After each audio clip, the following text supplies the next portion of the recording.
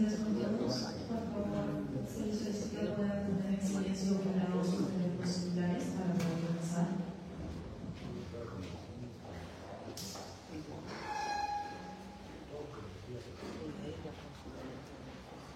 El día de hoy vamos a dar inicio a la segunda ponencia del tema contrataciones públicas y mecanismos alternativos de solución de controversias. A continuación, el doctor Delgado, director del Centro de Altos Estudios de Capacitación CIES, va a dar unas palabras de bienvenida.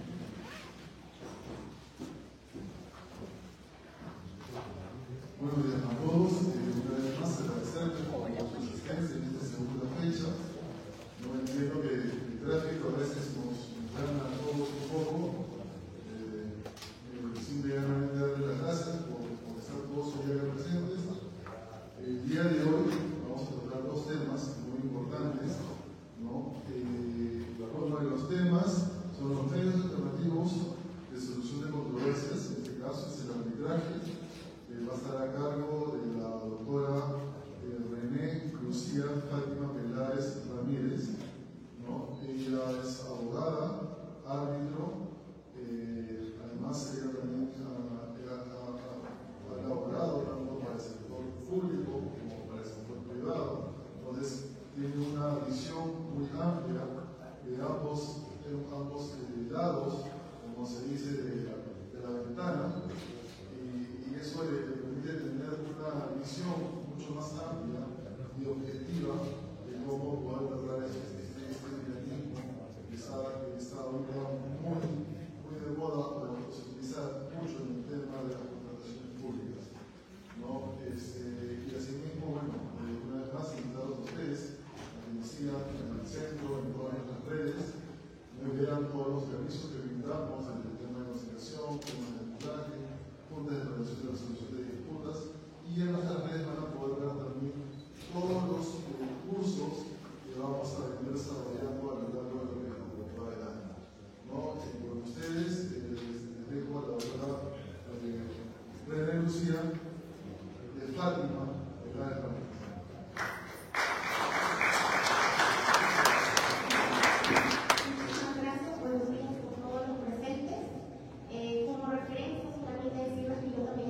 Una EPS de Sedaví, he sido asesora legal y posteriormente ya migré hacia el sector público y actualmente me desempeño como árbitra. Soy del Registro Nacional de Árbitros de 12 y en las principales cámaras y centros de arbitraje a nivel nacional. Hoy día vamos a tocar un poco lo que es el arbitraje. Lo voy a permitir ponerme de costado, se van a disculpar de un pequeño fallo técnico.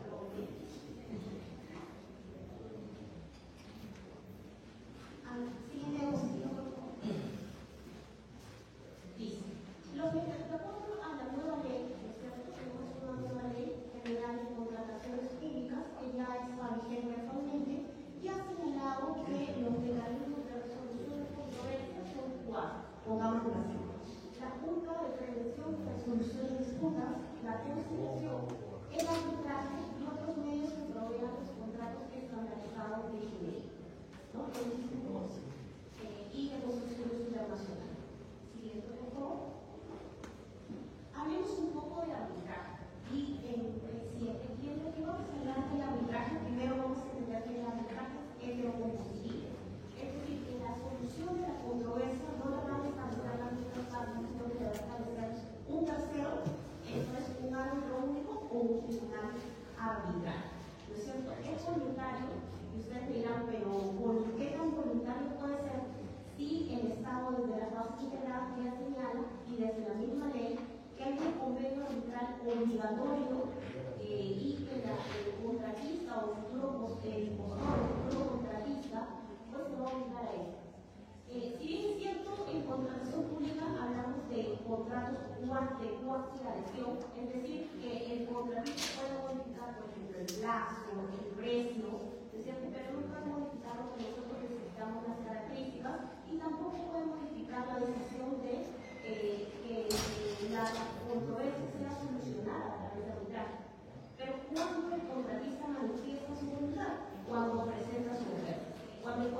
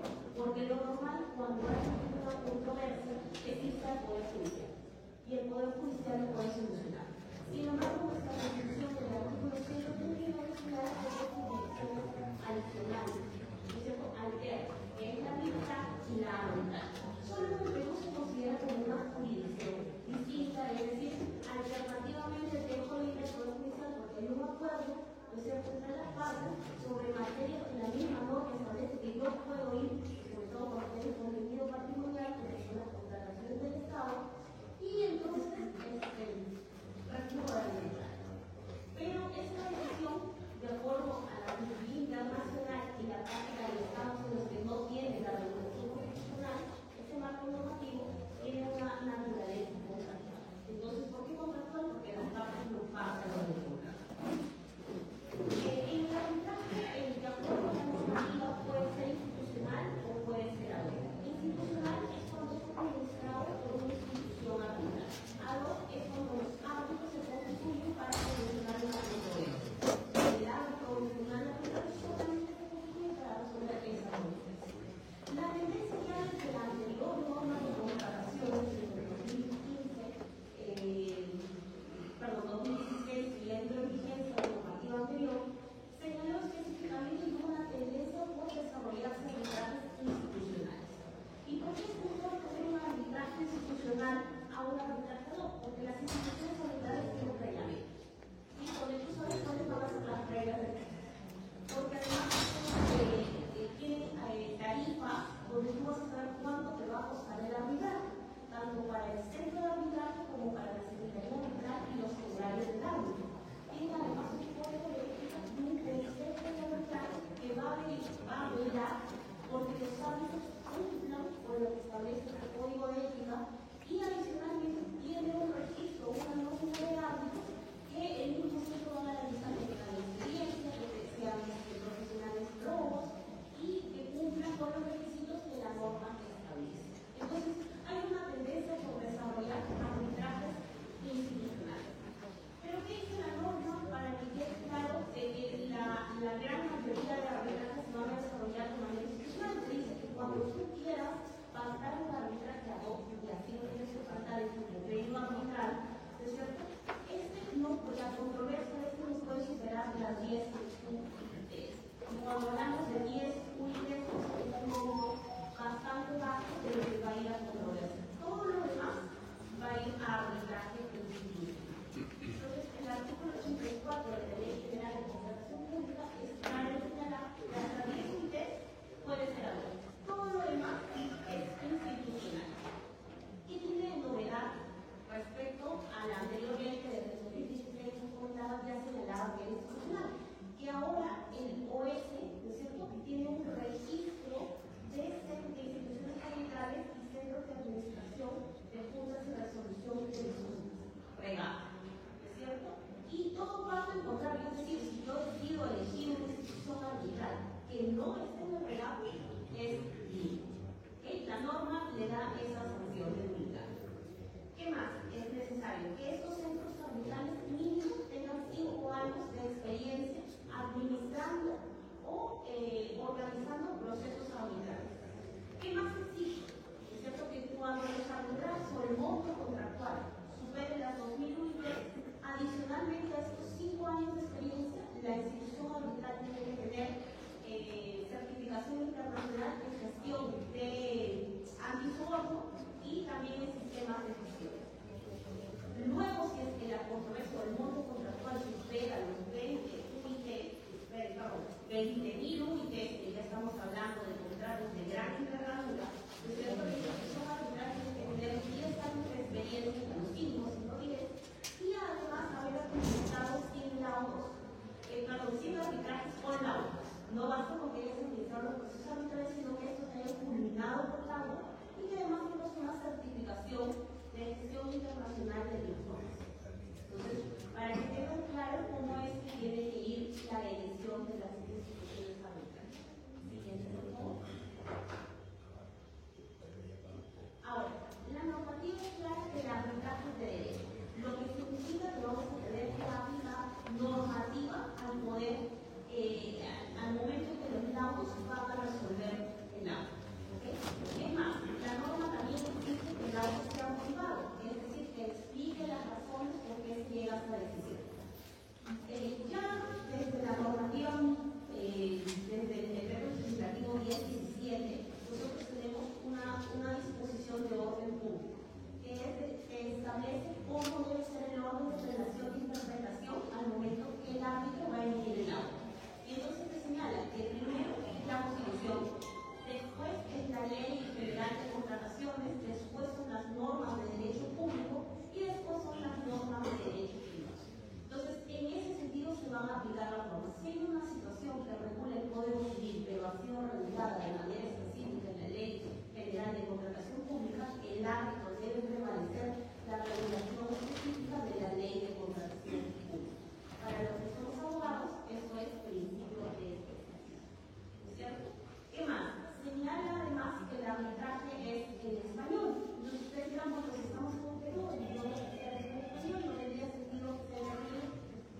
pactar que sea un idioma distinto. Esta nueva ley establece que los arbitrajes, a diferencia de la norma anterior, pueden ser nacionales o internacionales, ¿no es cierto? Entonces, ¿cuándo vamos a...? La regla general es que sean nacionales, es decir, sean administrados por una institución arbitral con sede en el territorio nacional. Pero hay excepciones. ¿Cuándo va a ser un arbitraje internacional? Entonces te dicen primero que el contratista esté no domiciliado en el territorio nacional. Segundo, que el monto contractual supere los 20.000 unidades.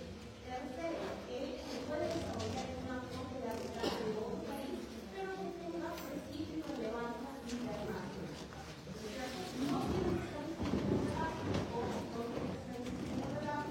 Y finalmente te dice que para que tú determines que pueda ser un arbitraje internacional, es decir, que se pacte en el convenio arbitral de un arbitraje internacional, tiene que haber un análisis jurídico económico que determine la necesidad de conveniencia de remitirse a un arbitraje internacional. Entonces, este informe debe ser aprobado por la autoridad de gestión administrativa. Esta facultad de decisión va a ser una facultad indelegable. ¿Y esto por qué es importante hacer el informe y tener esta información clara? Porque recuerden que el pacto arbitral y el convenio arbitral se va a formar desde que nosotros publicamos las bases, porque ahí damos una proforma de contrato y el convenio arbitral debe estar incluido en el contrato. Es decir, si yo voy a decidir que va a ser internacional, no es una vez que yo tenga el problema o surja la controversia con el contratista, sino que lo tengo que haber decidido desde el momento en que ya estoy convocando estos procedimientos. Salvo que pueda haber una modificación del convenio arbitral aprobado por ambas partes, ¿no es cierto?, como acuerdo de las dos partes, pero siempre que se establezca este análisis económico jurídico. Siguiente, por favor, es la excepción. Usualmente nosotros contratamos por menos de estos montos y vamos a ir a un arbitraje nacional. Siguiente, por favor. Hablemos ahora sí del convenio arbitral. ¿Y por qué es importante el convenio arbitral? Porque cuando yo les hablaba del arbitraje que era voluntario, esta voluntariedad debe quedar por escrito.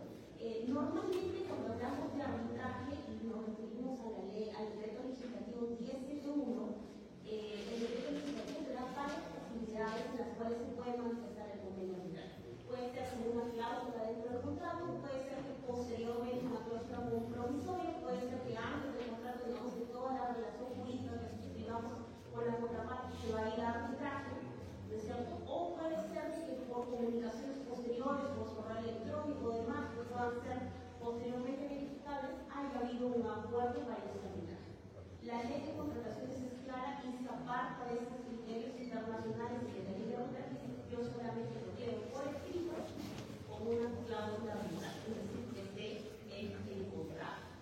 Entonces, ¿cómo es que habíamos hablado de instituciones arbitrales? Hemos hablado un poco de los requisitos de las instituciones arbitrales que deben contar, cuánto es la cuantía para que se desarrollen, pero ¿cómo elegimos a la institución arbitral? Entonces, ¿cómo es el procedimiento de elección de la institución arbitral? La entidad propone una lista en las bases integrales. El contratista ganador de la obra pro elige de la lista que ha puesto la entidad. Pero puede ser que las partes lleguen a un acuerdo, ¿correcto? Y no elijan ninguna lista, pero tiene que haber acuerdo, porque hablamos de voluntades de partes. ¿Qué más?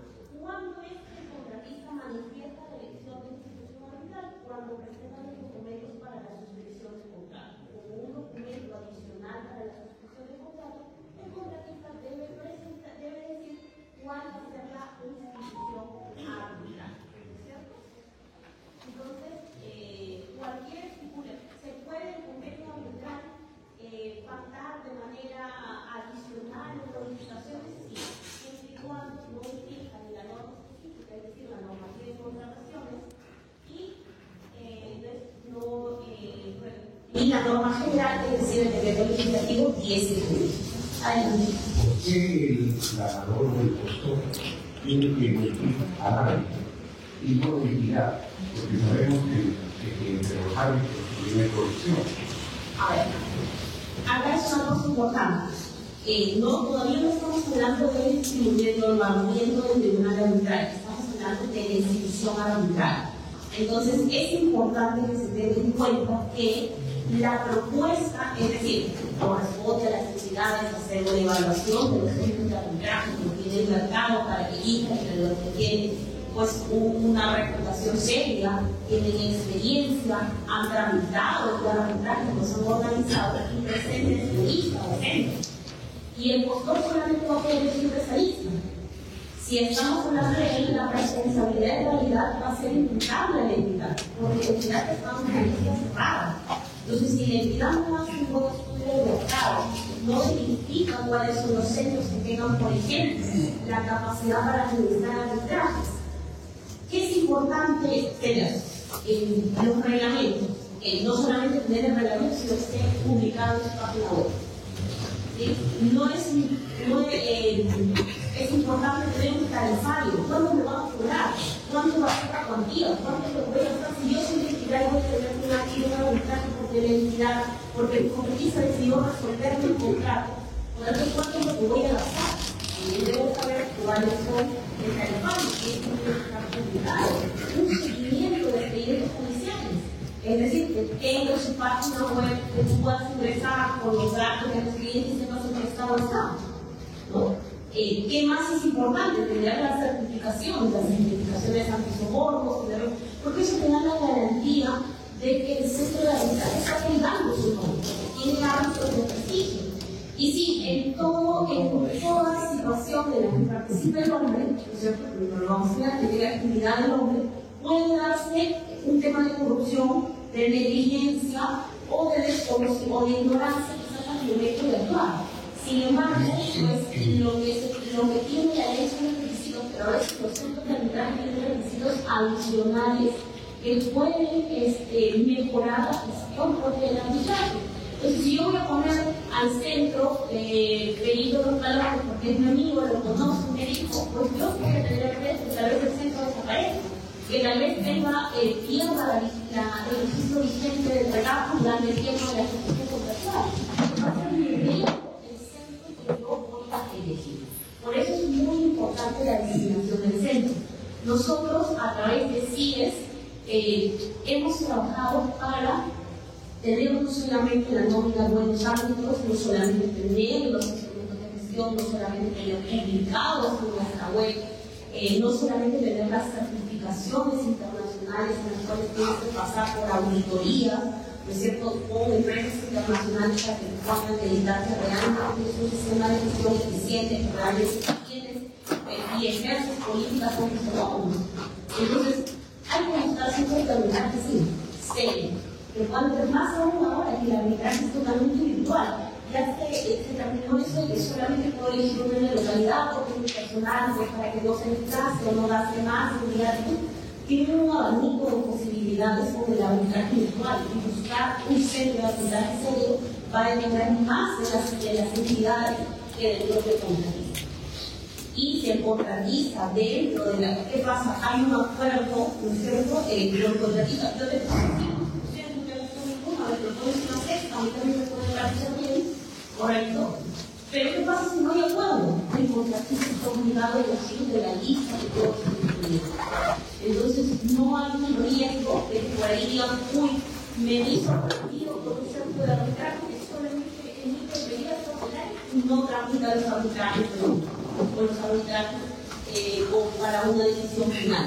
Y solamente tengo medidas cautelares notificadas. Entonces, ¿qué va a ser una labor propia de los funcionarios de la entidad sobre todo en las procuradurías y en el caso de las PPS, de los órganos de asesoramiento, que son las asesorías jurídicas, ustedes hacen las veces de procuraduría. No sé si con eso. Sí, para la elección del centro de arbitraje, ¿saber que vamos a basar en la declaración del trabajo que se puede hacer o hay un registro que esté supervisado, controlado por la otra provincia? Pues para la lista de centros de arbitraje, ¿hay un número de la lista? ¿Puede ser uno o puede ser dos de la lista? ¿O hay un número limitado después de un número mínimo? No hay un número mínimo, si voy a hablar de eso, mi número es 2. Es un tema de lógica. también puedo poner uno, no hay ningún problema, el contratista sabrá si registro o no. Siempre es interesante que la entidad, a través de su Procuraduría o asesoría jurídica, haga un informe de conveniencia de por qué elige ese centro. Por ejemplo, yo puedo elegir, no sé, un centro de arbitraje muy renombrado en Lima, pero cuando voy a ver su tarifa es impagable para una empresa. Entonces, realmente me conviene a mí porque nosotros solamente creemos que el que demanda o el que va a ir a arbitrar es el contratista, y bueno, que él pues asuma esos datos arbitrales, y eso es falso. La entidad también puede ir a arbitraje. La entidad puede ir a arbitraje si le resuelven el contrato, por vicios ocultos o defectos, por si quiere cobrar las penalidades que no se han hecho efectivas, ¿no es cierto? Entonces, la entidad debe evaluar el tema de gasto. ¿Qué otro es un indicador importante? La celeridad.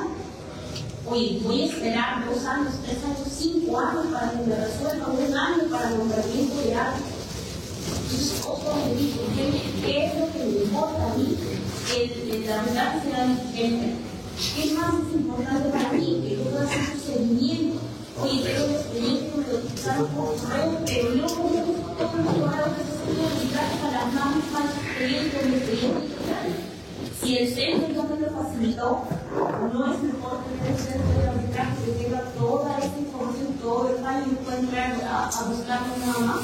Entonces, eso es importante que analice la entidad al momento de elegir el centro. Y sí, como señalé previamente, está el REGAJO, que es el nuevo registro para centros de arbitraje y juntas de resolución de disputas. Si no estás en el REGAJO, no vas a poder administrar el arbitraje.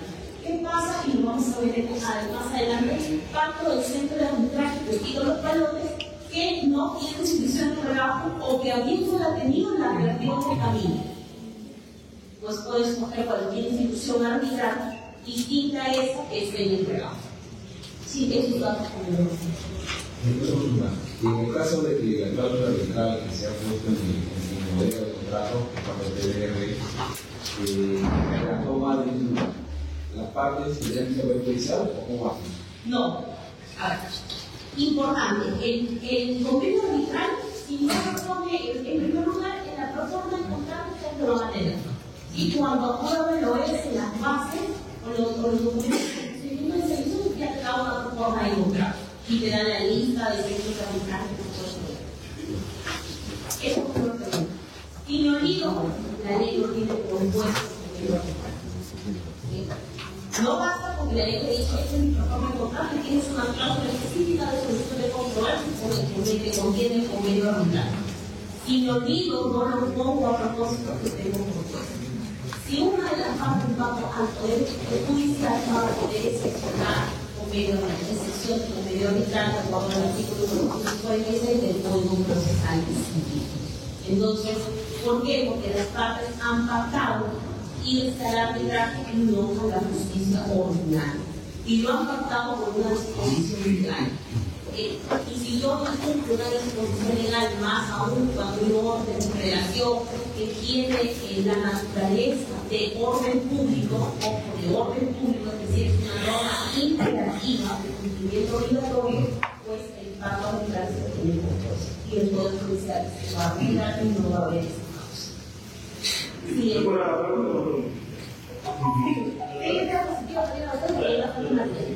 fíjate, la elección arbitral es muy importante para la gente que tenemos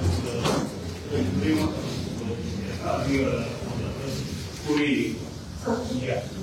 Ahí era una forma, muchas formas y otro aspecto también técnico es el costo de beneficio, porque existe también muy alto todos los arbitrajes que hay que ver, si es económico de veces. Y luego también creo que con respecto a la situación judicial, aunque hablé de tipos de centros de arbitraje, pero a veces es más barato ir al Poder Judicial que es una situación ambiental. Lo que pasa aquí es que en una contratación pública nosotros debemos entender que así como un conjunto hay dos intereses que van sondeándose entre sí. Las las entidades públicas el interés que persiguen con su finalidad contratar es el interés público, ¿correcto? Perfecto. Voy a ampliar el servicio de saneamiento para que tengan agua de pescado, tal lugar, voy a hacer una planta de tratamiento y demás para cerrar la red de los. Ese es mi interés. Pero el contratismo no comparte esa misma finalidad. La finalidad del contratismo es obtener una ganancia. Y eso lo reconoce el mismo OCE a través de la dirección normativa de los sectores de opinión. Entonces, estos dos intereses deben converger, ¿no es cierto? Y ser, ambos pueden ser beneficiados. Entonces, y ya este proyecto de incluir en la contratación pública el arbitraje ha sido un análisis que se ha hecho respecto a que estos dos intereses convergen. Si yo voy al Poder Judicial en primer lugar, no voy a tener, el que va a resolver no es una persona especializada, porque depende de la cuantía, puede ser un juez civil, pueden hacerse juzgados especiales, pero no hay especialidad. No tienen ni la experiencia, ni el conocimiento, ni la capacitación para resolver específicamente en contratación pública.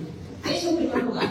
En segundo lugar, la demora que hay en la resolver. Claro, en la casa le puede costar mucho menos, pero y la población que no tiene agua y desagüe no puede tener problemas de salud y hasta de muerte si no cumplo inmediatamente con el tema del interés público.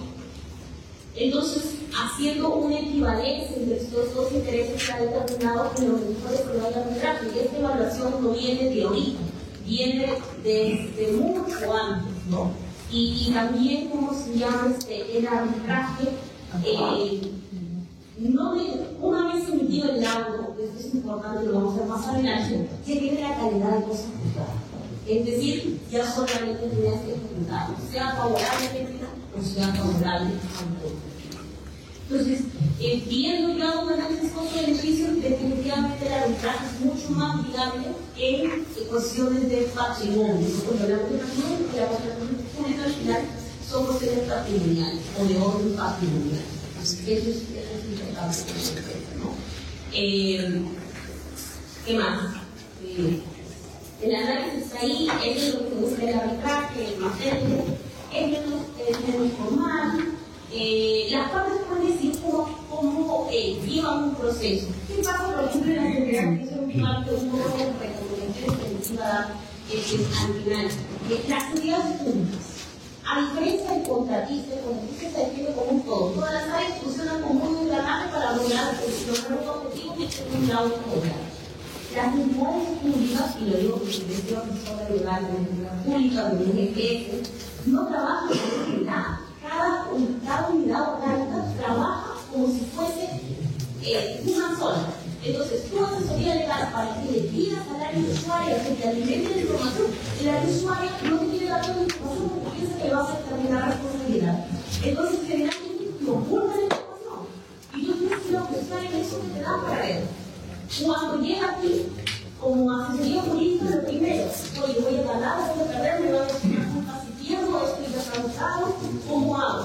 Entonces, una entidad pública no se defiende como una unidad. Cada unidad orgánica se defiende como puede y a veces dentro de la misma unidad orgánica cada funcionario se defiende como puede y hace lo que puede mejor para él, sobre todo con el sistema de control que tenemos, que es un sistema de control inquisitivo, ¿no? Donde se privilegia el procedimiento antes que el resultado.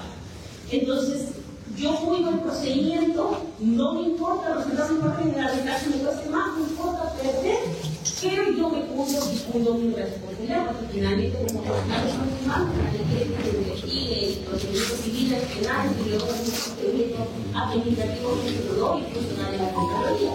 Entonces, trata de buscar información y a veces encuentro medios probatorios con posterioridad, ¿no es cierto? En el Poder Judicial, para que yo pueda presentar medios probatorios extemporáneos, extraordinarios, sí que tener cierta característica.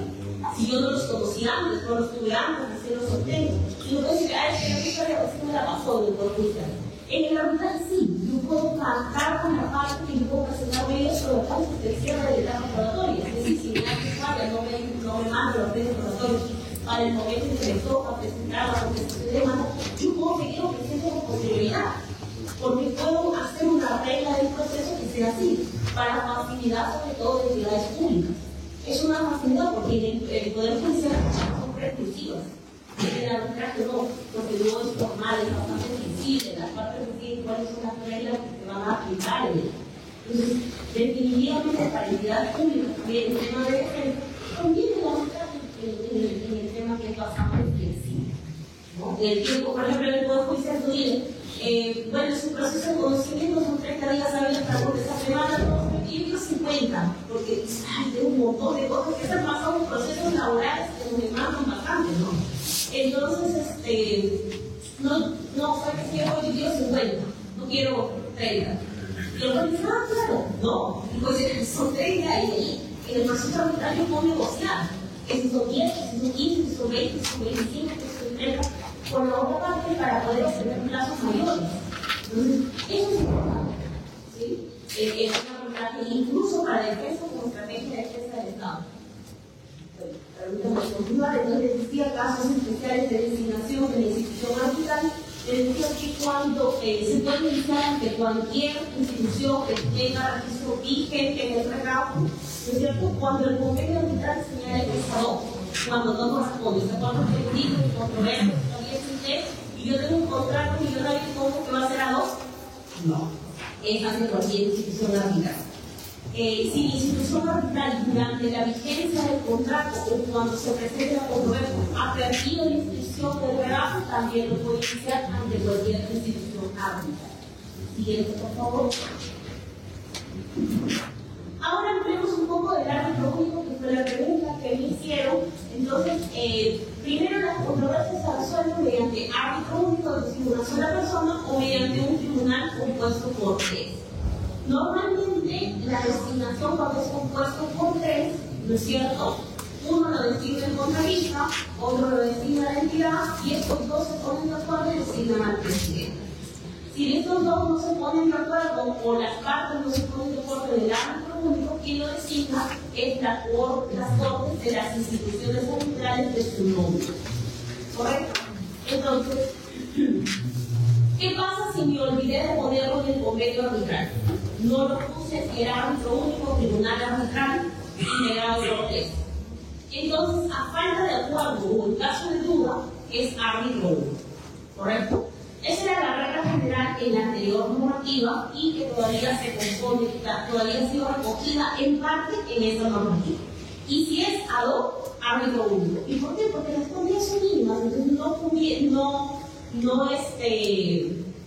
no resulta factible tener un tribunal para controversias tan pequeñas.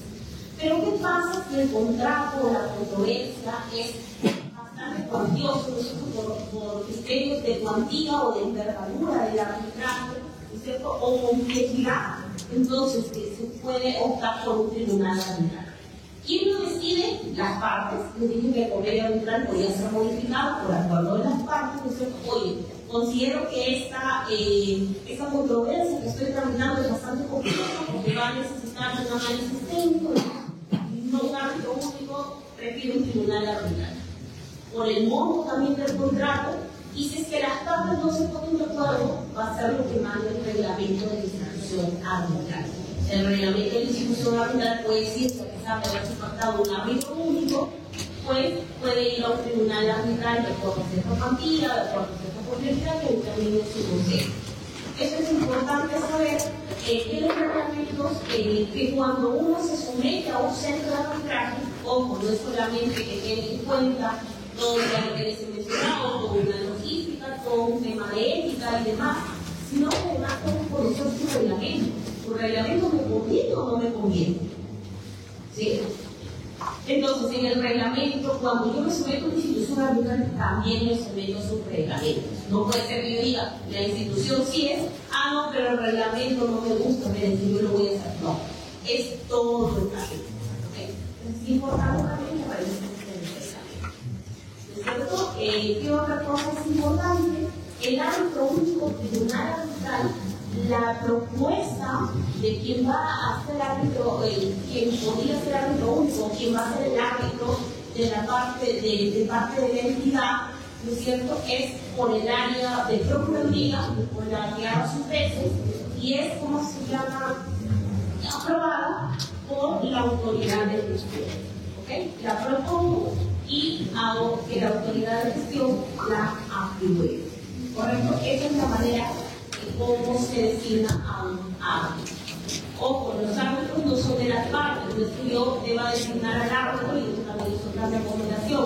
Cuando yo decido elegir un buen árbitro, o un buen entre comillas, no es porque me vaya a dar la razón, sino porque va a solucionar la controversia. El árbitro no es mío, no es que vaya a integrar el tribunal de tres y va a defender mi posición, no. Es el árbitro que va a resolver la controversia. Eso es importante que lo tengan en cuenta. Tampoco se pueden entrevistar con el árbitro de manera independiente y contarle el caso y decirle cómo lo van a solucionar. Porque eso estaría infringiendo los deberes de independencia e imparcialidad del árbitro. ¿Okay? Sigamos, por favor. Este es el mismo oficial de gobierno. Ok, esta nueva ley, a diferencia de la otra, en particular del sector público, ha bajado los requisitos para el árbitro respecto a la experiencia. Si en la anterior ley se señalaba que tenían que tener 5 años de experiencia, la nueva ley lo reduce a 3. ¿Okay? ¿Qué más? Debe contar con un título profesional inscrito en su negocio equivalente, por ejemplo, cuando un extranjero quiera venir a ejercer en el Perú, tiene que tener su inscripción en su DEU.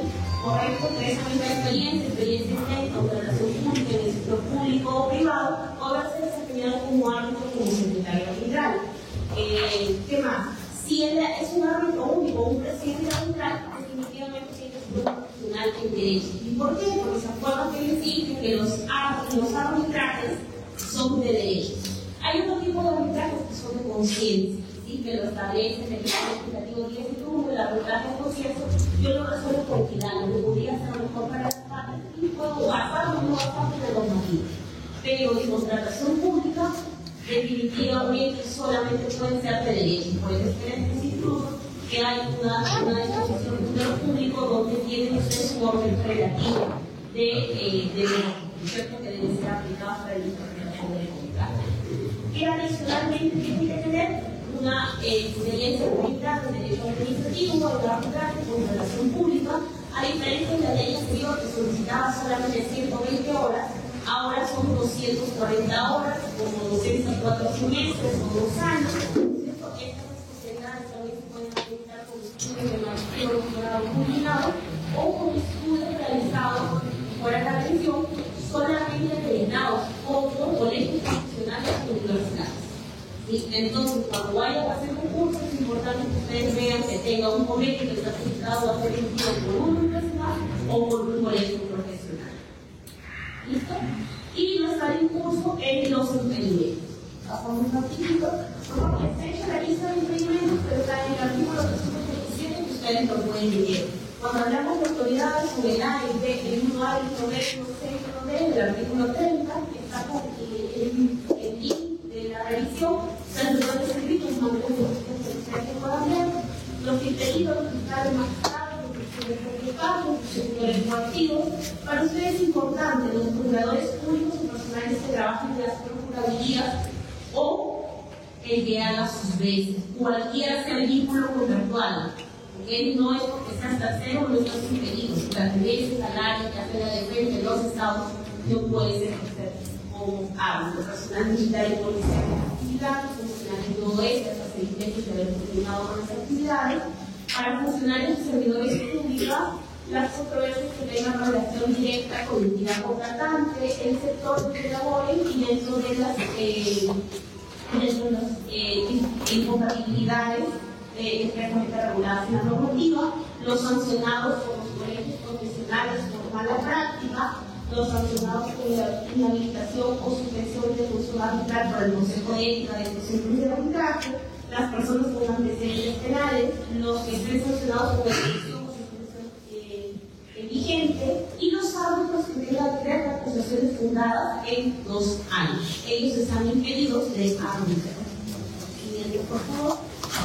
¿Qué más es importante? Pues hablamos, el árbitro debe ser independiente, debe ser imparcial y debe cumplir con su deber de información. ¿Cuándo debe cumplir con su derecho de información? ¿Cuándo es la oportunidad para hacerlo? Desde que te nombran, es decir, desde que te llega la carta de designación hasta que miras el auto. Hasta ahí tiene el deber de informar cualquier hecho que a vista de un tercero pueda a las partes generar dudas sobre su imparcialidad o independencia. ¿Sí? No es que el árbitro esté normal, no es que el árbitro esté haciendo cosas extrañas, sino que puede hacer a las partes generar una duda de independencia.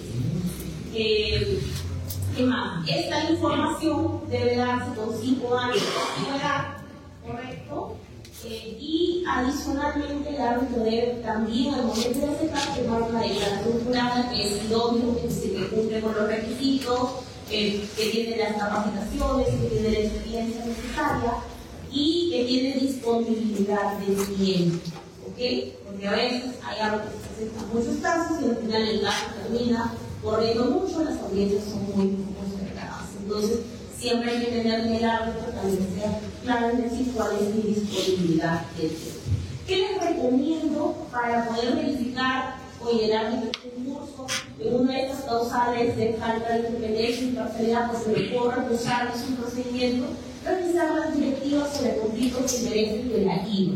La IVA es, como se llama, una International Bar Association donde promueve buenas prácticas en el arbitraje internacional. Entonces en eso ustedes van a encontrar una lista de supuestos, de acuerdo así como un semáforo, con colores, que les puede decir rojo, no acepten, como árbitro no acepten, y si está en rojo, como institución las entidades de las partes pueden recusarte. Si estás en naranja, si estás en verde. Por aquí asistimos a una capacitación y 2 personas que toman una foto, pues no tienen ninguna relevancia. El tema de imparcialidad y independencia, porque es importante revelar, sobre todo en el caso, y en un caso particular mío. Yo trabajé para la EPS y las EPS, antes de las modificatorias que hubieron de la ley marco de saneamiento, teníamos que las municipalidades, tanto distritales como provinciales, eran las que tenían las acciones, es decir, los propietarios de las EPS. Me destinaron un arbitraje de una de estas municipalidades y no es que yo tuviera un lazo, porque las EPS literalmente no es que los funcionarios dependamos de las municipalidades, más por un principio de autonomía empresarial. Quien dirige dentro de las EPS es el directorio y el gerente general, ¿no es cierto? Pero en base a un principio de imparcialidad, independencia y de deber de revelación, revelé que había trabajado en esa EPS, que la EPS había pertenecido a la municipalidad, con cambio de accionariados, tuve que señalar los principios de autonomía empresarial y decir todo eso para que las partes no pudieran señalar que lo había omitido. Entonces, no necesariamente revelar un hecho indica que el árbitro esté en un supuesto indebido, sino que es mejor para las partes que conozcan esta situación. Entonces, ¿qué pasa si revelo algo y las partes deciden excusarlo? Ya no se pueden recusar por ese hecho. ¿Okay? Eso también es importante. Es importante leer bien la declaración, buscar información y yo sí les recomiendo que revisen las directivas de conflicto de interés. Eso porque es importante. Siguiente, porque en el procedimiento de recusación que nosotros vamos a tener, los árbitros pueden ser acusados por las siguientes causas, ¿no es cierto? Porque no incumplan su deber de revelación, no señalen, no cumplan con los requisitos, no tengan disponibilidad, no reúnan las calificaciones o exigencias, ¿no es cierto? Pues, si incumplen con las disposiciones del código de ética y lo final cuando haya circunstancias que pongan en duda su imparcialidad o independencia. Cuando hablamos de imparcialidad, generalmente vamos a un proceso interno, ¿no es cierto? Porque yo puedo ser imparcial en el sentido, por ejemplo, se me ocurre declarar que todos los funcionarios de las EPS o la defensa de las EPS no funcionan bien. Entonces, posiblemente cuando yo llegue a los prácticos, ni siquiera voy a tomar en cuenta los escritos completos, porque yo ya tengo como un pensamiento bastante interno de que no hay buena defensa en esto. ¿Correcto? O que los contratistas son corruptos. ¿No? Yo ya lo tengo y lo expreso en cualquier espacio que haga. Entonces, ya tengo, ya hay una forma objetiva de probar que en mi psiquis interna yo tengo una posición inclinadas a una de los casos. Y si digo que si el contratista es corrupta, posiblemente si el contratista me pide una ampliación de plazo y pide una cosa, lo que pasa es que lo ha hecho para aprovechar de identidad. Siempre hay que verificar eso ahí, pero si bien es cierto es un proceso interno, su forma de probarse es objetivo. En la independencia es democrática, en la independencia yo tengo un vínculo un año. Oye, yo he sido asesor de este contratista hace un año, entonces tengo un vínculo. O, por ejemplo, el contratista me designa dos arbitrajes, tiene 50 y yo estoy una árbitro de los 50 casos. ¿Sí? Eso es un tema, oye, realmente tengo ahí, ¿no? Diferente es en el caso del Estado, ¿sí? Hay que tener esa particularidad, porque y fue uno de los problemas por los cuales dejaron sin respeto al Registro Nacional de Árbitros, porque hubo una disposición que los árbitros de entidades solamente podían pertenecer a este registro y había designaciones bastante continuas de algunos árbitros, ¿no? Pero había que analizar la entidad cuando son gratificantes. Hay entidades que arbitran mucho, y pues si arbitro mucho es normal que haya bastantes arbitrajes de designaciones con el mismo árbitro, pero si arbitro poco como entidad, pues tengo que tener cuidado de sobre todo en los 5 años, de no tener no darle todos sus arbitrajes a un eso sería una de las cosas, ¿no? Siempre y cuando no haya sido excusado, yo lo revelé desde el inicio y nadie me dijo nada, ya no me pueden recusar posteriormente. Siguiente. Y finalmente reglas para las recusaciones. ¿Qué pasa? Los institucionales conforman el reglamento, pero ustedes dirán, doctor, pero este recuerdo que me dijo que el ad-hoc del tribunal se constituye especialmente para resolver la controversia. En el ad-hoc, como el OS actualmente, ya no va a haber temas de arbitraje tan dicho. Bueno, si es que en un ad-hoc sucede un tema de recusación y las partes quieren recusar y no tienen antetiempo, que sería ante el mismo tribunal, el tribunal no hay causa, ¿no? Sería como juez y parte. Entonces, ¿dónde tienen que recurrir? A la institución arbitral, ¿no es cierto? A falta de acuerdo, cualquier institución arbitral que se inscribe el relajo de la misma región del domicilio de la entidad contratada. ¿Qué pasa si no hay centro de arbitraje en esa región? La contigo. ¿Ok? La institución arbitral que dio la primera recusación resuelve todo. Ahora bien, el trámite de la recusación no suspende la arbitraje a menos que se recusa el árbitro único o que recusa más de 2 árbitros en un tribunal arbitral. Siguiente. Importante en la recusación. Primero, la institución arbitral que abierta una recusación temeraria o de mala fe puede aplicar el código de ética del propio centro de arbitraje, pero también informar al colegio profesional al que pertenece ese profesional o a la institución pública. Si es el procurador o quien hace su fe, va a informar a la entidad y va a informar al colegio profesional. Si es el de la contraparte, va a informar finalmente. Ustedes dirán, bueno, pero nunca hay excepciones. Ahí hay como el caso del colegio de abogados de Lima, que ya ha emitido sanciones a abogados que han presentado recusaciones temerarias o de mala fe. Entonces ya hay un antecedente que sí hay sanciones ante el colegio profesional. ¿Qué más? Si una de las partes acumula 3 recusaciones que las declaran infundadas, sean consecutivas o no, ya no tiene derecho a presentar ninguna otra recusación. Entonces es importante que ustedes van a presentar una recusación sea realmente fundamental y con el debido respeto. Y no pueden articulizar ni exigir sobre cuestiones objetivas, por eso se les ha facilitado una buena práctica en el arbitraje internacional en el colegio después de una guía, que es una circunstancia pues que no es relevante, me la habla de claridad, fundamentalmente las instituciones arbitrales y en el caso específico de que tienen un estándar internacional. Entonces, estas reglas de buenas prácticas internacionales también son aplicadas al arbitraje nacional. Bien, por favor. Listo, entramos entonces, ¿qué puedo arbitrar y qué no? Esto es importante porque si bien dijimos, oye, el arbitraje, el medio de solución de controversias, el arbitraje se lleva todas las controversias y las partes han mostrado que eso va a ser y el arbitraje es la regla general. Entonces, pero muy bien, la norma señala que no puede ser arbitrado. No puede ser arbitrable, ¿cierto? aquello referido a las no aprobaciones tradicionales. Si la entidad no aprueba el adicional, yo no puedo ir por el requerimiento sin causa, no puedo ir por una indemnización, un pago indebido o cualquier otra acción similar que pueda darse respecto a una no aprobación tradicional.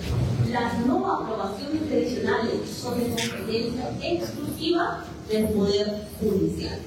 Entonces, si a mí vienen y me demandan respecto al contratista que presenta, ¿qué les puedo presentar?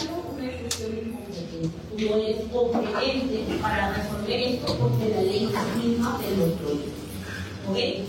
¿Qué sí se puede arbitrar? Las controversias surgidas entre las partes sobre validez, utilidad, interpretación, ejecución, regulación, eficacia del contrato mediante arbitraje. También, ¿qué más se puede arbitrar? Se puede arbitrar las prestaciones adicionales aprobadas. Digamos que si ya están aprobadas, voy a arbitrar. Técnicamente me la aprobó, pero a la hora que cuantifico es mucho más de lo que la entidad me está cuantificando. Si la entidad me la aprueba, yo sí la puedo someter a arbitrar. ¿Ok? Siguiente, por favor. Listo, hablemos un poco de caducidad y vamos a ver que acá ha habido un cambio bastante drástico para lo que es la caducidad. En la anterior ley nosotros teníamos dos clases de caducidad, el plazo específico y el plazo general. El específico era 30 días, debido a que materias específicamente tenías que llevar a arbitraje obligatoriamente dentro de los 30 días. Y el plazo general era todo aquello no regulado y lo podías llevar hasta el pago final. ¿Correcto? Y en este caso, nosotros damos un cambio. Entonces, si se trata de validez, nulidad, resolución, terminación de eficacia, son 30 días también de la notificación del acto. Para los años siguientes, entre las acciones C, ¿cierto? La entrega del bien final en el caso de bienes, contrato de bienes, la entrega del último entregable en el caso de servicios y la entrega de la obra en el caso del contrato de obra. El plazo final es hasta 30 días después de realizarse, es decir, que las ampliaciones de plazo que han tenido un plazo de caducidad específico de 30 días van a poder ser llevadas todas antes de la entrega de obra. ¿Sí? Ahí hay un cambio bastante significativo, es decir, el contratista ya no va a iniciar inmediatamente por eso su arbitraje. ¿No? ¿Qué más? Importante. Si las penalidades no me las han puesto durante el transcurso, respecto a una controversia que también van a tener este plazo. ¿Sí? De 30 días hábiles. Siguiente, por favor. Y hay excepciones. ¿Okay? Pero, ¿qué pasa si es que yo ya entregué la obra, pero todavía hay una decisión pendiente de resolver por la Junta de Prevención y Resolución de Disputas? Entonces, el plazo de 30 días se va a computar desde que la Junta emite el acuerdo o la Junta se disuelve. ¿Correcto? ¿Qué pasa con la conformidad de bienes? Porque hemos hablado de la entrega, pero no del emitido conformidad, ¿cierto? Conformidad de bienes, servicios y obras, el plazo es de 30 días desde que la entidad con un pronunciamiento expreso en el que se niega a emitir esta conformidad o 30 días desde que venció el plazo para que la entidad tenía para emitir esta conformidad. ¿Ok? En el caso de liquidación de obras, son 30 días de culminado el procedimiento de liquidación de obras. En el caso del pago final de prestaciones o pago de bienes, desde que 30 días desde que se produce el pago final o desde que se debe el plazo para realizar el pago de las prestaciones o pago de la materia de la controversia. Y en el caso de defectos o vicios ocultos, a diferencia de todos los plazos que tenemos que son 30 días, acá son 60 días. Hábiles posteriores al cumplimiento de la responsabilidad del contratista fijada por ley. Siguiente, por favor. ¿Y qué pasa en las contrataciones realizadas a través de catálogos marco, de catálogos electrónicos de las normas marco? Un plazo para iniciar una controversia que es de los 10 días desde que se notificó el hecho de la materia de la controversia. Entonces, para aprenderlo, se necesitaría establecer como regla general 10 días para convenios marco y 60 días para vicios por defecto, vicios ocultos. Parece que ya no va a ser tan complicado, ahora veremos cómo va a ser su ejecución, que también va a tener sus particularidades. Otro punto importante que ya estaba regulado en la anterior norma es el abandono. Si una de las partes durante 4 meses el árbitro ha pedido de parte del Poder de Oficio, puede declarar el abandono. ¿Okay? Basta con que el árbitro verifique que realmente ha transcurrido el plazo. Si es que se han tramitado de manera en el proceso arbitral, la demanda y la reclamación de los plazos individuales, porque ven que el demandante no ha juzgado el derecho de demanda por escrito o la entidad de una reclamación. Y se declara el archivo por abandono de cada una de ellas, de manera independiente. Es responsabilidad del titular, es responsabilidad del árbitro o del tribunal arbitral declararla. No procede cuando llega a un motivo, es decir, el proceso no avanza porque el árbitro no lo ha hecho. El árbitro tiene que fijar la audiencia, si no la firma, no es que yo diga, oye, debiste solucionar la audiencia. Eso ya por una omisión del tribunal o del árbitro no procede el árbitro. Siguiente, por favor. Terminando. Bueno, el árbitro es la grande porque solamente tiene calidad de consultar, es efectivo obligatoriamente de notificación. ¿Cómo se va a notificar? A través del Claricó, que es donde se va a tener la información. En materia de contratación pública, este lado tiene carácter público, ¿no es cierto?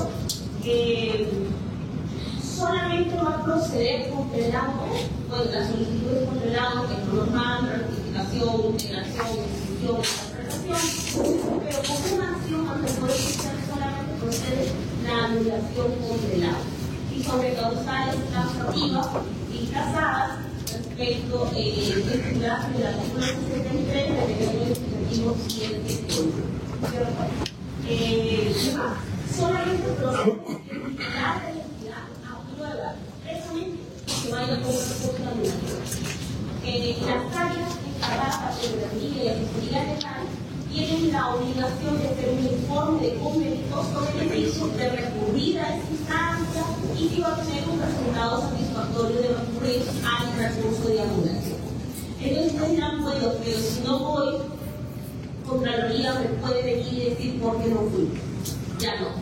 La norma ha estipulado que solamente en los casos que haya indicios de corrupción la Contraloría va a verificar la procedencia, el accionar una corrupción. En los otros casos la decisión no puede ser examinada por la Contraloría. Con lo cual ya no hay responsabilidad funcional de no recurrir a una acción, a un recurso de anulación. Siguiente, por favor. El servicio público es responsabilidad tanto del árbitro como del tribunal, cuidar la información sensible, es decir, ley de transparencia y las demás normas, ¿no es cierto? El árbitro debe estar motivado, lo hablamos específicamente cuando hablamos de contratación pública, ¿no es cierto? No se puede pasar al contrario, no puedo simplemente decir, bueno, que me manden un lado y no esté debidamente fundamentado, debe estar fundamentado. Sobre la motivación, sería una sola ponencia y no acabaríamos de motivación, ¿cierto? No le vamos a exigir los mismos criterios que se citó en la sentencia del Tribunal Constitucional del caso de Yamoja, de los criterios solamente podríamos hablar si estamos hablando de una motivación aparente o incongruente, los demás supuestos no deberían entrar para análisis de las salas comerciales o salas civiles en una acción de anulación del auto, ¿correcto? Y la causal por la cual ustedes deben llevar es la causal específica del literal B del numeral 61.1 del artículo 63 del artículo 1 del artículo 63 del artículo 7.1 en la que señala que cualquier derecho vulnerable, ¿okay?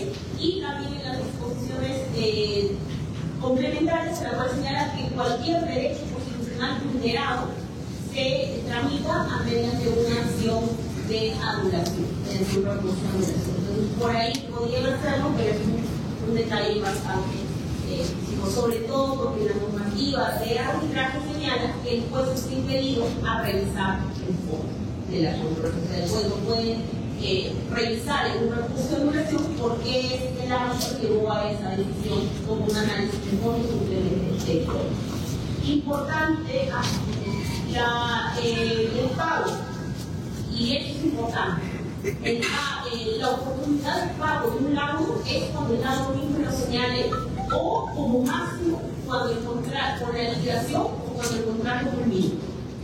¿Sí? Si el laudo es emitido con posterioridad a la liquidación o el pago final, va a ser por el mismo laudo lo indique, y las entidades van a tener que considerar la normativa de la materia, la Ley General Nacional de Contabilidad, la Ley Marco de Regulación Financiera y la ley que establece priorización del uso de pago de sentencias judiciales.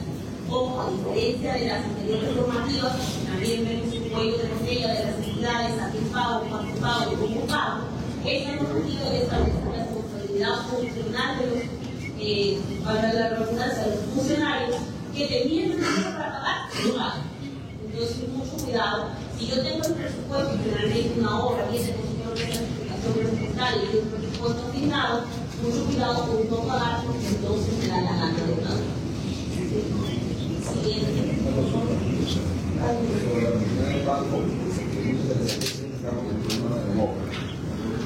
Muchas veces va a pegar pagos que están por encima del monto de la obra. Casi de 10 millones, el generado va a ser la de 10 millones, vamos a pagar 10 millones. Y ahí viene el problema de presupuesto. Correcto, por eso es que hay una forma de la materia de contabilidad, el sistema financiero y priorización de sentencias y la otra es que lo van a fortalecer. ¿Sí? Entonces, eso es importante. El mismo.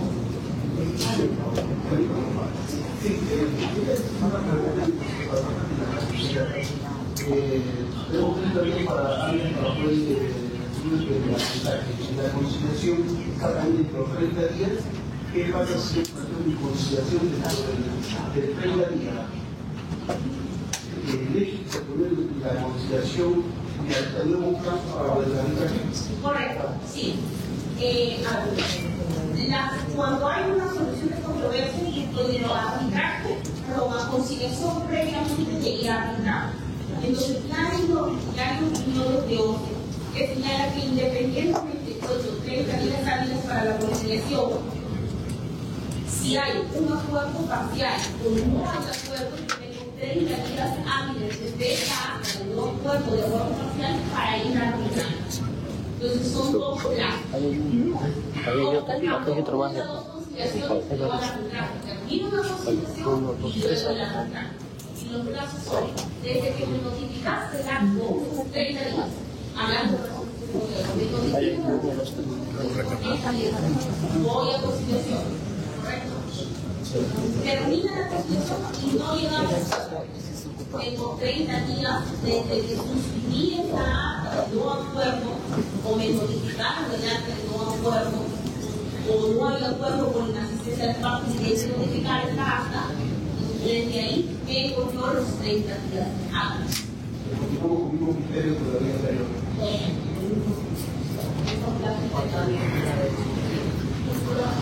Sí.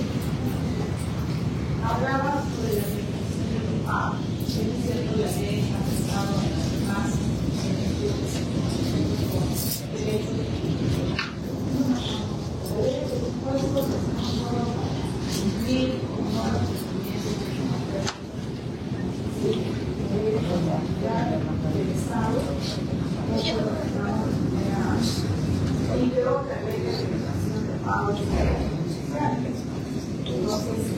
¿cómo lo vamos a explicar?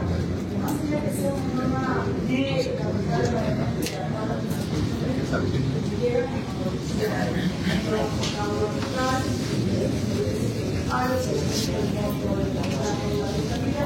no hay interpretación.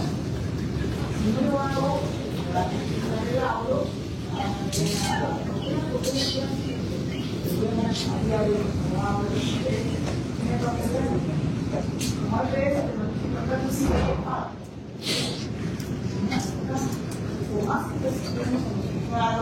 que la ley de presupuesto, no lo tenemos regular, no. Hubo una empresa empresarial, tiene dinero en la cuenta tal, de todas las cuentas, hasta la inflación, por lo tanto, trabajo.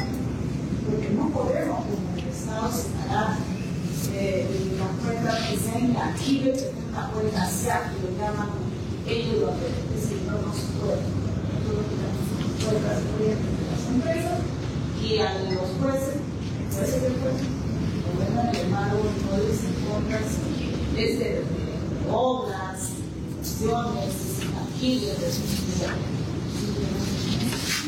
Sí, esto para la CPS es una empresa de tratamiento empresarial, pero como ella también tiene su directiva, ustedes acoplan esta directiva de la ley de presupuesto, contabilidad y demás, podría darse la figura que ustedes incluyan en la directiva. Entiendo que más el tema de embargo son los jueces laborales. Los jueces laborales sí, inmediatamente, incluso cuando tú les pones la ley de priorización de los 5 años para pago de sentencia, ellos dicen, bueno, pues una empresa inmediatamente. Pero ahí estamos hablando de deudas de primer orden, que son laborales y previsionales. En el caso de jueces civiles, que son los que tienen la competencia para ejecutar laudos, sí dicen que son más flexibles respecto a la ejecución de los laudos. Sí te piden o sí aceptan cronogramas de pago, o sí aceptan depósitos a cuenta para no encargar, como una posibilidad de pago. Entonces, en este tercer orden que ellos son las deudas contractuales, patrimoniales, los jueces civiles sí quieren decir, los jueces laborales sí no. Y eso tranquilamente se pagaban cuando no se pagaba inmediatamente. Entonces, ahí sí tenemos esa prerrogativa, ¿no? Ahora, otra cosa importante también es la gestión que hagan las áreas encargadas de las cuestiones de los juicios arbitrales, por ejemplo, conciliaciones extrajudiciales, porque a veces te llega el laudo y ya sabes que no hay nada, no puedes irte a una acción de adolescente, pero el contratista se le puede decir, oye, mira, en un proceso de ejecución te va a demorar mínimo un año. Mientras que yo pongo, creo que un instante y hasta 2 años, mejor tenemos una transacción extrajudicial en la que yo te voy a ir pagando de acuerdo a eso. Entonces, hay un tema también de gestión de las procuradurías, ¿cierto? O específicamente de ustedes, de las asesorías legales, en que puedan llegar a transacciones con la contraparte para que sean pagos. Porque, si bien es cierto, son procesos ejecutivos, las ejecuciones del laudo, pues no son tan rápidos. No son inmediatos, ¿no? Porque yo me puedo poner, te puedo apelar y demás, y pues también inclusive presentar un programa de pagos, puedo hasta apelar esta decisión, este auto que me tienes y te voy a tener así como unos 3 o 4 años más. Entonces en esos 3 o 4 años es preferible para el contratista que hagan ustedes una transacción, ¿no? Es una medida también bastante factible. Yo hice transacciones y combinaciones en procesos laborales, bajamos mucho las contingencias laborales, sobre todo teniendo en cuenta que Trujillo por la libertad, fue una de las primeras regiones en las que se implementó el nuevo código procesal laboral. Nosotros tuvimos contingencias bastante fuertes porque pues proyectamos 2 millones de pagos y al final nos salían 6 o 7 anuales. Y cada vez pues, los trabajadores había una incidencia de 3 o 4 demandas por trabajador. Pues, era bastante fuerte y nosotros implementamos bastantes conciliaciones en las que reducíamos significativamente de un 70-60% los costos laborales. Entonces, hicimos toda una política de conciliación, priorización de conciliaciones, informes internos que realmente se habían desnaturalizado el contrato o que se tenían que homologar el impuesto para poder determinar cuánto era la corriente y lograr producirlo significativamente. Incluso con trabajadores que pues se hizo una reevaluación de todo el personal y se les empezó a pagar con las remuneraciones ya correctas para que no haya tanto tema de proceso judicial. Pero vamos a establecer los convenios colectivos que también son bastante sí, porque realmente son pero eso está un poco el tema de todo. La otra colega, es criterios jurisdiccionales, ¿no? Yo mi mapa San Martín. Hay un requerimiento para pagar una obligación en el tema laboral, si no dice la ley de San Martín, está ese criterio de interpretación para corregir y en primer caso allá en la sala de ahora, como yo tengo tiempo para presupuesto, para que debe poder presupuestar, entonces cuando me dice, no tengo presupuesto, pero vamos a meter al próximo año. De acuerdo al programa que está aquí. Entonces, al próximo año se hace el programa, lo comunico al juzgado, y el juzgado la prueba otra parte y se solicita al programa. Creo que como presidente de los juzgados, y Sí, eso también es importante. Por ejemplo, nosotros en la libertad también hicimos un poco de concientización con tanto los jueces como el presidente de la Corte para que entiendan que cada vez que nos encontraba una sentencia había una población que se quedaba sin agua y sin desagüe. Entonces, hubieron bastantes reuniones de concientización con los jueces y también con el presidente de la Corte, también para cambiar criterios, por ejemplo, de tercerización, criterios, como se llama, de naturalización y tercerizaciones, criterios de intermediaciones laborales, criterios, por ejemplo, de los cargos de confianza, se cambiaron también muchos criterios de homologación, entonces logramos realmente también tener secretos favorables, ¿no? Pero con un trabajo bastante fuerte y especialización de abogados internos, ¿no? Y también de la asesoría externa también obligamos a que se especialice y no haga defensa solamente por hacerlo, con real conocimiento de los instrumentos de gestión de personal. Pero bueno, entonces, ¿cómo de eso? Bueno, no es un caso obviamente de la ley, sino de un entiende el problema.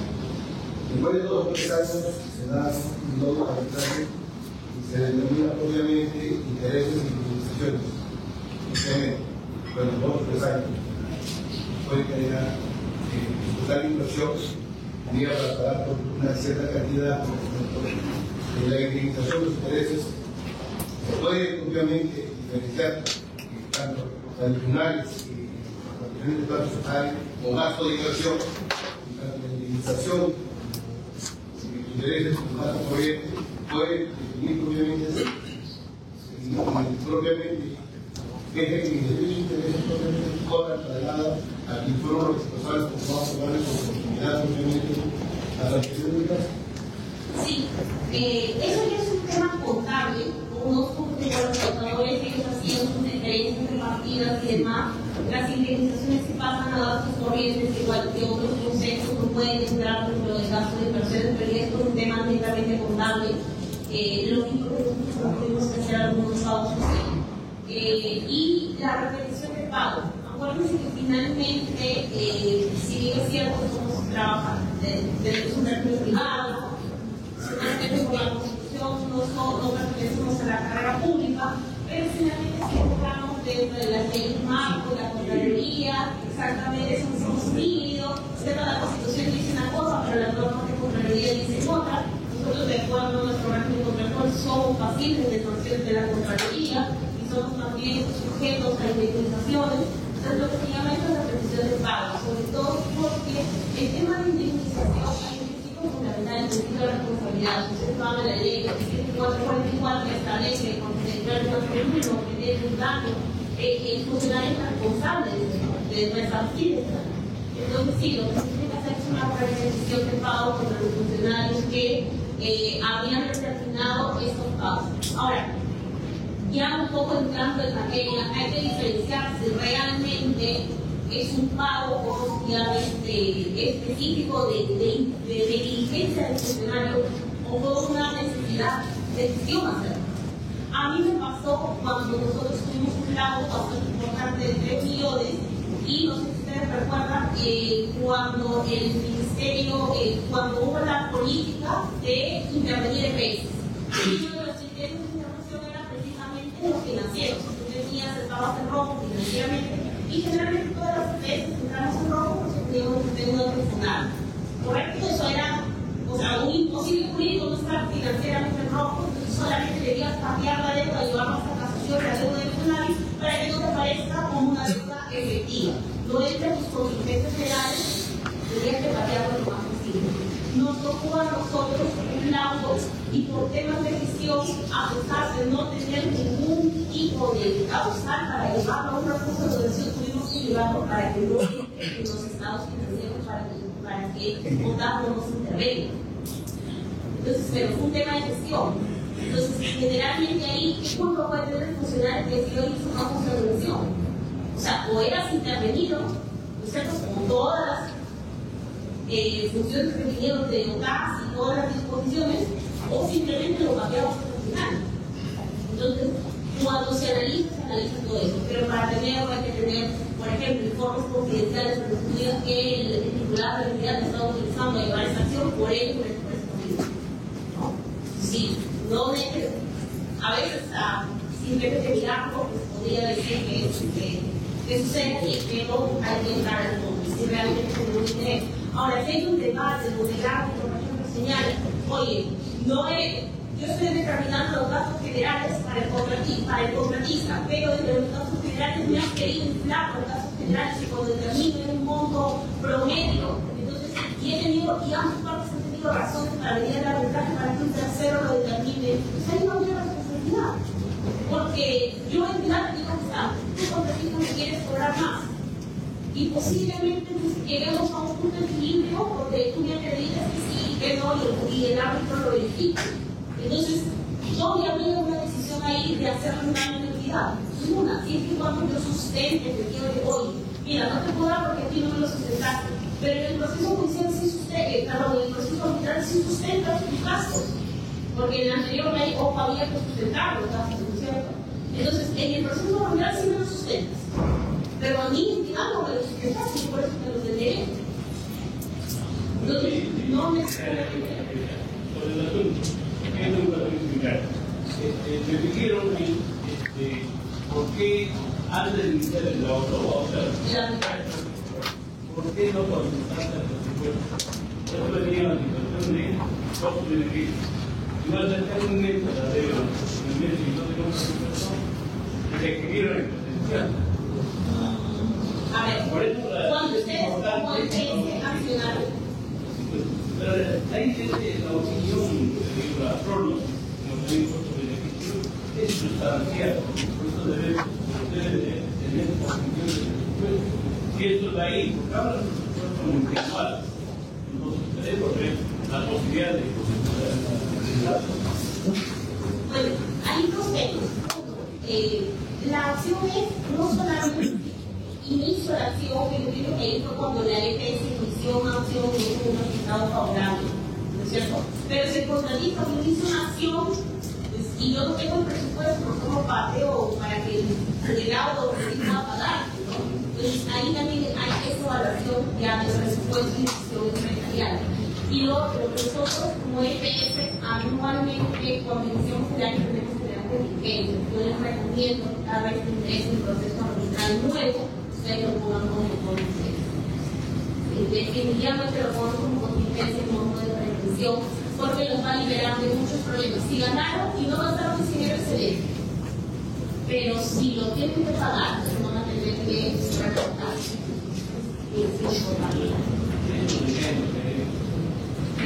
Sí, pero el área, sobre todo nosotros tenemos las auditorías externas, porque bastante temas de confianza para ayudar a la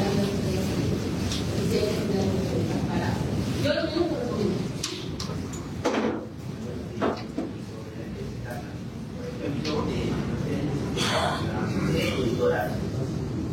Nos exigen de que nosotros tenemos un estado de probabilidad de proceso y como sabrán los abogados, no podemos determinar los sumos directos para poder determinar porque en definitiva, por muy buena la teoría de casos que tengamos, muy buena base de la nuestra teoría de casos, esto no es cierto. A ver, ¿de qué están los arbitrales que es el juez, que son los judiciales, que para definir quién tiene el mejor tema, la mejor base normativa y finalmente es el resultado que tiene la sentencia, lo que define cómo se llevó el proceso. Pero nosotros no podríamos en todo caso definir qué nos habilita a nosotros para poder establecer un criterio de que es probable o no es probable. Bueno, la norma que exige que tú hagas una evaluación de costo-beneficio cuando vas a tomar una acción, ¿ok? Y si vas a arbitraje también tienes que hacer esa evaluación de costo-beneficio. Es cierto, porque aún así tú tengas la mejor teoría, depende de un tercero que toma la decisión y no puede aplicar tu teoría. Es cierto, a veces nosotros decimos, no, yo tengo de ganar, aquí porque tú me equivocó, pero sorprendentemente pues tenemos un resultado distinto de largo. Entonces, como les decía, yo sí recomiendo que toda contingencia sea puesta, sobre todo la laboral. Y en el caso de arbitrales, cuando una reclamación sea significativa, póngala como contingencia. Es más, ya haciendo una interpretación integradora en lo que señala la norma, ¿no es cierto? La normativa de defensa jurídica, la normativa de contratación pública y demás. Si tú estás continuando con el arbitraje no es considerado científico, no tienes probabilidades de éxito, el contraparte tiene probabilidades de éxito. Ya solamente haciendo esa interpretación deberías señalar que eso lo consideras como una deuda, como una contingencia. Sí. Ahí hay que ver.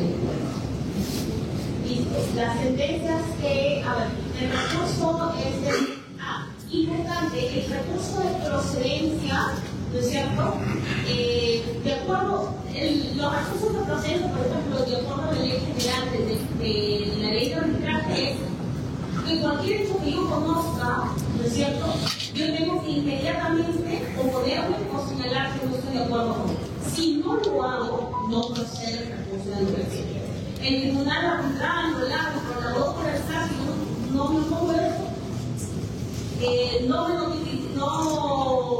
No se vulneraron mis derechos, no me opuse a todo el ¿ok? Entonces, pero adicionalmente un requisito de procedencia que establece la ley de contratación pública es la presentación de una carta fianza con mi recurso de ingreso cuando es presentada por el contratista. La regla es el 25% del ordenado favor de entidad y el monto declarativo no valorizable el 3% del monto contractual y el recurso de anulación es desestimado, esta carta fianza es entregada a la entidad para que le ejecute.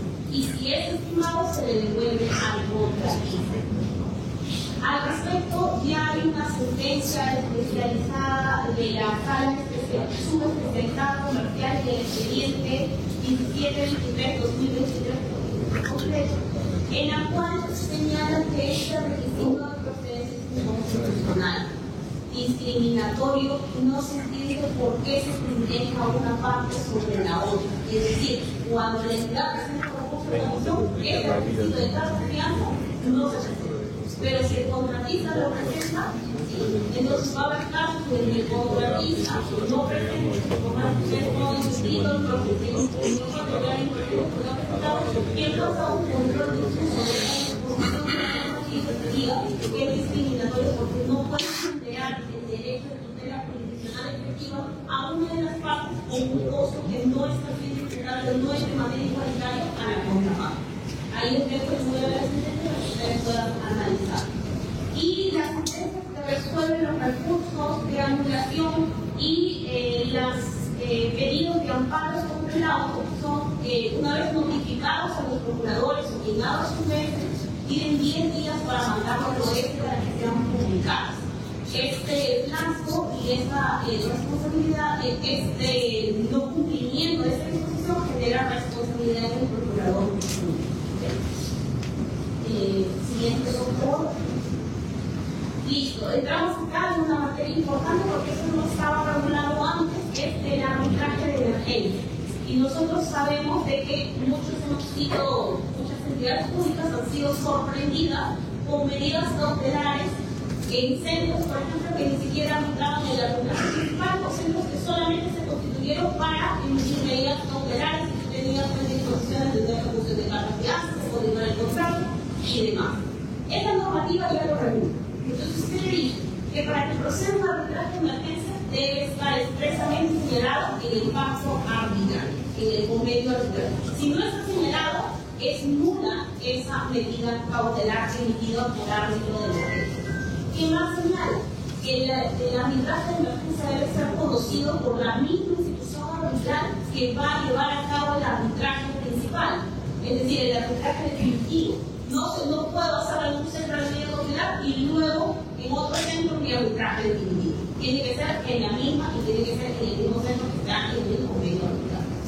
No procede el arbitraje salón, ¿okay? No es que los árbitros no van a emitir ni se constituya un árbitro de emergencia para que pueda emitir. Y cualquier contravención a estas disposiciones constituye la autoridad de pleno derecho de la medida cautelar otorgada por el árbitro de emergencia. Siguiente, por favor. Y ahora hablemos de las medidas cautelares. Las reglas que se dictan de las medidas cautelares son aplicables solo en vía arbitral para el árbitro de emergencia o en vía judicial. Lo primero es que son supletorias de la vía judicial, es decir, si en el acuerdo arbitral se ha pactado un arbitraje de emergencia, no lo puedes llevar al Poder Judicial. Tienes que ir al árbitro de el segundo, la competencia del juez del Estado comercial, y si no hay, es el juez civil. Tercero, la competencia territorial está dada por el domicilio de la entidad, señalado por la entidad contratante en el contrato, es decir, el domicilio contratante de la entidad contratante. La contradicción de estas disposiciones también constituye unidad de derecho. No puedo saber, oye, estoy infringido, no puedo traer una medida cautelar de Cayán. ¿Okay? Ya no. La medida cautelar no representa una renuncia al arbitraje y una vez sustituido el árbitro único del tribunal arbitral, revisa la medida cautelar. ¿Okay? Asume competencia en donde esté, ya sea para emitirla o para revisar. O cuando el tribunal arbitral se constituye, tiene la obligación de revisar la medida cautelar.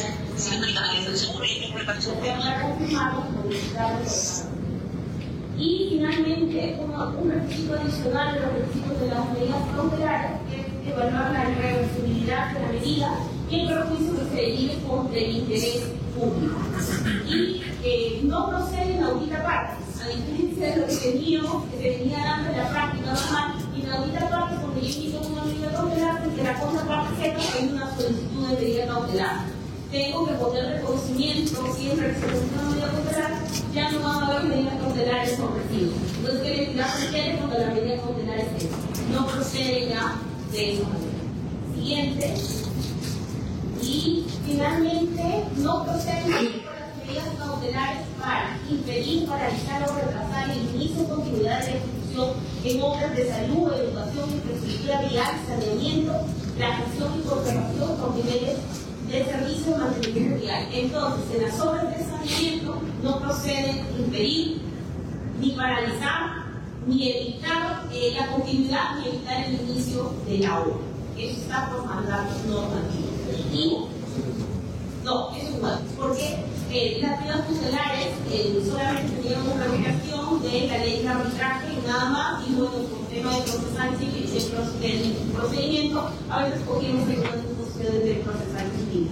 Pero ahorita ya esta normativa es clara y dice que no se puede dar, porque la finalidad de esta norma es que las obras se culminen. Por eso es que va a haber una resolución de disputas, por eso es que se va a priorizar que las obras culminen y que las controversias no sean vistas al final, ¿no? Al menos entonces. La contracautela. El contratista está obligado a ofrecer contracautela en todos los casos. Si las contrataciones son hasta 200 unidades o estamos hablando de un contratista que es pequeño, una empresa, va a ser la cosa, es decir, firmo que el plano lo reparte.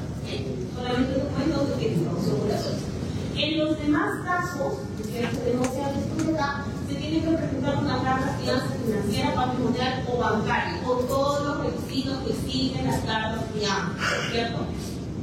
Y en observarse estos requisitos constituyen nulidad. Cuando se trata de la validez, resolución o ineficacia del contrato, la contracautela refleja los potenciales daños y no debe ser menor a la garantía del cumplimiento, es decir, el 10% del contrato. Si la prevención es cuantificable respecto a la medida cautelar y es menor a la garantía del cumplimiento, la contracautela será por ese monto de la prevención requerida. Siguiente. Y eso es todo respecto a las medidas cautelares. Ahora sí, unas recomendaciones que les doy en base a mi experiencia. Primero, como les dije, va a ser básico trabajar en un centro de arbitraje. Yo particularmente pertenezco a la nómina también del centro de arbitraje de Chile. Lo recomiendo no solamente porque es una gestión rápida, tenemos que enfrentar para nosotros los árbitros, tenemos que enfrentar el CNR, tenemos avanzado en el proceso, tenemos información, tenemos información en las páginas web. No tenemos una nómina muy grande de árbitros, pero sí bastante bastante experiencia, trayectoria y prestigio, y sobre todo con experiencia y conocimiento. ¿Okay? Importante, cuando ustedes les lleguen una solicitud de arbitraje, desde esa fecha pidan información a sus áreas usuarios. No esperen que llegue la demanda. Si bien les llega una solicitud de arbitraje, ustedes estén pidiendo la información a las áreas usuarios porque van a demorar bastante. ¿Qué más? Analizar la solicitud de arbitraje. Cuando les digo analizar, es verificar que la parte tenga la legitimidad para obrar, es decir, que la firma no representante legal o el representante común del consorcio, verificar que sean de arbitraje que se han pactado, que las materias son de arbitraje, sino ofrecer una oposición desde primera oportunidad. Nombrar un árbitro, porque lo que ya decir, un árbitro no se va a dar la razón, sino que va a analizar en materia de controversia y va a ver la mejor solución aplicando la normativa y el contrato que han pactado las partes. Analizar las pretensiones, esto es importante sobre todo porque en la mayoría de procesos ustedes tienen una defensa y generalmente los contratistas muestran las pretensiones principales subordinadas, ¿no es cierto? Y a veces demandan por la forma como redactan la pretensión. Entonces, si son accesorias, pero en realidad es principal, es decir, por ejemplo, la otra me decía, si claramente yo estoy en una causal para poder resolver el contrato, y en base, y como me vas a declarar fundada la asesoría, como vas a declarar fundada esa pretensión, dame la indemnización, dame la utilidad. Oye, pero no es porque no te declara consentida. Si me estás diciendo que hay una causal inevitable, sí, puede haber una causal, pero no se dice el procedimiento, no se hace las claras de tener. Es importante que ustedes lean las pretensiones de acuerdo a la naturaleza de la misma. Son pretensiones principales, son pretensiones accesorias, son pretensiones subordinadas. ¿Cómo está redactada? ¿Cuál es la finalidad? Pónganse en el lugar del contratista. ¿Por qué su posición? ¿Cuál es el resultado que quiero? Si estoy hablando de una liquidación del contrato que quiero, que se me pague, que se reconozca, que se apruebe la liquidación primero, luego que se me pague, que se me devuelva las cartas finales, que se permita la constancia de prestación. Pero si no lo he pedido, no lo puedo ustedes más allá. Entonces siempre analicen las pretensiones de la naturaleza que hay. Analicen los medios probatorios. A veces viendo un contratista, oye, estoy impugnando la resolución del contrato, a mí me pasó y no puso la carta de la resolución del contrato que le habían notificado. Yo, que él había notificado, yo en mi no la voy a poner. ¿Okay? Entonces es importante verificar los medios probatorios en el análisis que están presentando. ¿Y cuál sería la consecuencia? Otro punto importante es que debe ser su regla general. Quien alega un hecho debe probarlo. Si ustedes no son los demandantes, quien tiene la carga de la prueba es el contratista. Entonces, bajo ese análisis de perspectiva, analice la demanda para que vaya a su contestación. La composición fundamental debe ser aprobada en primera oportunidad y otro punto importante es participar activamente de la adquisición de las reglas del arbitraje. El tipo de arbitraje es definido. Ustedes pueden solicitar modificación de reglas. Sé que han hablado un poco en desuso la realización de audiencias, pero a veces en las audiencias es más fácil llegar a un acuerdo que en un papel.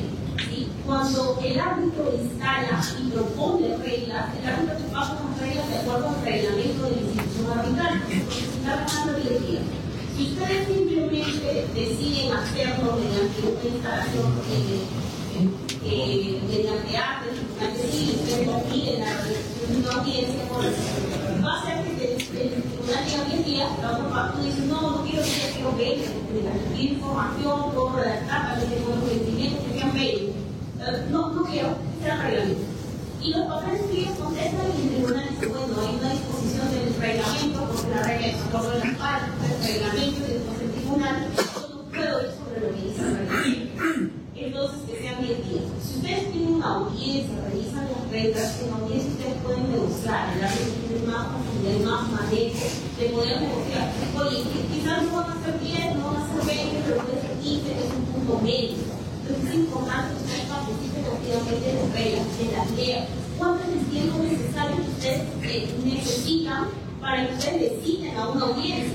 O sea, me pueden citar con 3 días de anticipación, con 5, con 10. ¿Cuántos días necesito para que tú me puedas citar? Y también es importante decirle al árbitro, ¿no? Tengo que hacer pues el árbitro quizás dice 3 o 5 días porque no llegaron a un acuerdo, pero tome en cuenta que la parte necesitaba 10 y lo sabe al final con 10 días de anticipación. Es importante que ustedes participen activamente en las reglas.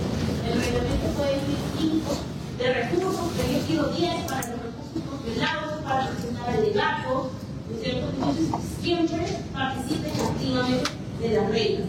Lo que les dije es importante, sobre todo ustedes cuando tienen el proveedor que las áreas que mandan con posterioridad o las áreas técnicas, que las reglas también aplican, que los medios proveedores se pueden presentar hasta el final del etapa probatorio. Entonces, yo puedo seguir inventando un proceso de medios probatorios. Para evitar. Y siguiente, por favor. Ya con eso no les dejo mi cargo de contacto, entonces que tienen alguna pregunta, me escriben que ahí les puedo mandar yo la información de la investigación. ¿Alguna pregunta adicional? De todas maneras, muchas gracias.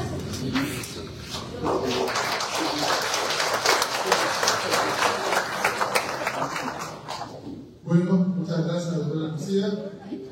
Nos ha dado una capacitación, una disertación muy rica sobre todo este fallo de arbitraje, dado los tips, los consejos precisos, las cosas que debemos de hacer para poder mejorar y contribuir al desarrollo y crecimiento de la información pública.